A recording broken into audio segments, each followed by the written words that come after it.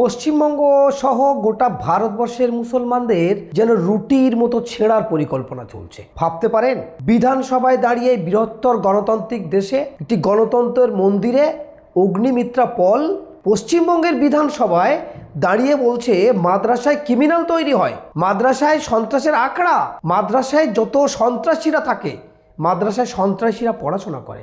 ভাবতে পারেন, অগ্নিমিত্রা পলের এই ভাষা। এখনো পর্যন্ত কোনো স্টেপ নেই। শুধু অগ্নিমিত্রা কেন, কখনো উত্তরপ্রদেশ, কখনো গুজরাট, কখনো হরিয়ানা। কয়েকদিন আগে আসামের মুখ্যমন্ত্রী হেমন্ত বিশ্ব শর্মা, মিয়া ভাইদের কষ্টেতে রাখতে চাই আমরা, মিয়া ভাইদের কষ্ট দিন, মিয়া ভাইদের জন্য যদি ভাড়া 5 টাকা হয় 4 টাকা দিন। মিয়া ভাইদের নামে নানা রকম কুরুচিকর মন্তব্য। এই গণতান্ত্রিক দেশে আমি অগ্নিমিত্রা পল এবং আসামের মুখ্যমন্ত্রী হিমন্ত বিশ্ব শর্মাকে বলবো, আপনারা একবার আপনার বাবুর স্টিম ফাইলটা ভালো করে দেখুন। কি ছাড়ছে, গোটা বিশ্ব তোলপাড়। বিশ্বগুরু সেজেছিল না অগ্নিমিত্রা পল? আপনি তো একজন মহিলা, একবার করে স্টিম ফাইলটা দেখেছেন? দেখুন কিভাবে কচি কচি শিশুদের নিয়ে তারা ভোজন করলো, কিভাবে তাদের সঙ্গে ভোগ করলো, সেটা ভাষায় প্রকাশ করা যায় না। অগ্নিমিত্রা পল, আপনি কখন কি বলেন আপনি নিজেও জানেন না। আপনারা দেশকে অস্থিরতার পরিবেশ সৃষ্টি করছেন। মুসলিমদের কখনো মিয়া ভাই, কখনো অনুপ্রবেশকারী, কখনো জঙ্গি, কখনো রোহিঙ্গা। বলুন তো দেখি, অনুপ্রবেশকারী কারা? 71 সালে অনুপ্রবেশকারী হিসাবে কারা এসেছিল? লক্ষ লক্ষ মানুষ এখানে এসেছিল। এই অনুপ্রবেশকারীদের জায়গা দিয়েছিল, স্থান দিয়েছিল, বসার জায়গা দিয়েছিল এই মুসলমানরা। আর সেই মুসলমানরা আজকে অগ্নিমিত্রা পল তোমাদের কাছে অনুপ্রবেশকারী হয়ে যাচ্ছে, রোহিঙ্গা হয়ে যাচ্ছে।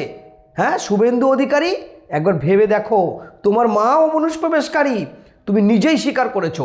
তোমাদের বংশের যারা আছে পিছনের দিকে যাও, তোমরা অনুপ্রবেশকারী হিসাবে এই পশ্চিমবঙ্গে এসে ঢুকে গেছো, এবং যারা এখানকার স্থায়ী বাসিন্দা তাদেরকে তোমরা অনুপ্রবেশকারী বলছো। লজ্জা থাকা দরকার। সংবিধানের চেয়ারে বসে এই মন্তব্য একেবারে নক্করজনক। এটা কোনোদিন মেনে নেওয়া যায় না। পশ্চিমবঙ্গের মানুষ, পশ্চিমবঙ্গের ধর্মনিরপেক্ষ মানুষ, বাঙালি সম্প্রদায়ের মানুষ, কে কি খায়, কে কি পরে, কে কি মাকে, কেউ কোনোদিন কাউকে জিজ্ঞাসা করে না।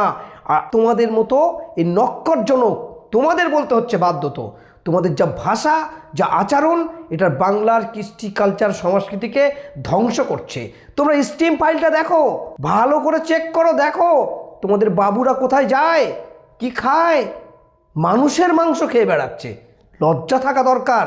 তোমরা সেই মানুষের মাংস খাচ্ছে স্টিম ফাইল ধামাচাপা দেওয়ার জন্য বিধানসভায় গিয়ে এই নোংরা কথা বলছো, সাংবাদিকদের সামনে গিয়ে বলছো নোংরা কথা। পশ্চিমবঙ্গের মাদ্রাসায় ক্রিমিনাল তৈরি হয়, জঙ্গি তৈরির আখড়া, অনুপ্রবেশকারী। যদি অনুপ্রবেশকারী হয় তাহলে 40% মাদ্রাসাতে নন মুসলিম অর্থাৎ হিন্দু সম্প্রদায়ের মানুষ তারা চাকরি করে। তারা কি অনুপ্রবেশকারী টিচার? তাহলে ক্রিমিনালদের টিচার এই হিন্দু সম্প্রদায়ের 40% মানুষ। লজ্জা থাকা দরকার। কোথায় কি বলতে হয় সেটা তোমরা জানো না। আজকে গোটা বিশ্ব তাক লেগে গেছে। যাদেরকে মানবতাবাদ বলতো, যারা মানবতার কথা বলে, যারা মানুষের পাশে থাকার কথা বলে, আসল কথা তারা এখন স্টিম ফাইলে জড়িত। এই স্টিম ফাইলে নরেন্দ্র মোদীর নাম উঠে আসছে। এই বৃহত্তর গণতন্ত্র, একাধিক দেশের মানুষ, সারা বিশ্বের মানুষ ভারতবর্ষকে অন্যভাবে চেনে, তাদের মুখে কালিমা লিপ্ত হচ্ছে। আজ গোটা বিশ্ব জুড়ে চর্চা হচ্ছে স্টিম ফাইল নিয়ে। তোমরাও স্টিম ফাইলে দেখো তোমাদের বাবুরা কোথায় যায়, ভালো করে খোঁজ রাখো, দেখো, তাহলে বুঝতে পারবে। অগ্নিমিত্রা পল সুপরিকল্পিতভাবে এই ভারতবর্ষে এবং পশ্চিমবঙ্গে একটা অশান্তি বাঁধাতে চাইছে, এবং মুসলমানদের 3য় শ্রেণীর নাগরিক হিসাবে এরা চিহ্নিত করতে চাইছে।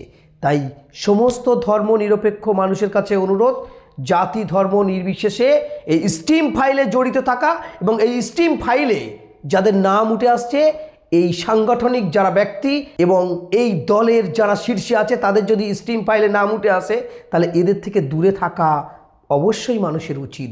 আরও একবার বলবো, শুভেন্দু অধিকারী এবং অগ্নিমিত্রা পল এবং বিজেপির যারা নেতা নেত্রী আছেন, স্টিম ফাইলটা ভালো করে দেখুন। আপনার পরিবারকে ভালো করে দেখান, আপনার বাড়ির মানুষকে ভালো করে দেখান। তারপরে দেখবেন কারা মিয়া ভাই, কারা অনুপ্রবেশকারী, কারা জঙ্গি, কারা ক্রিমিনাল, এবং কারা মসজিদ ভাঙে, কারা ঠাকুর ভেঙে মানুষের বদনাম দেয়। তখনই বেরিয়ে আসবে পরিষ্কার চিত্র।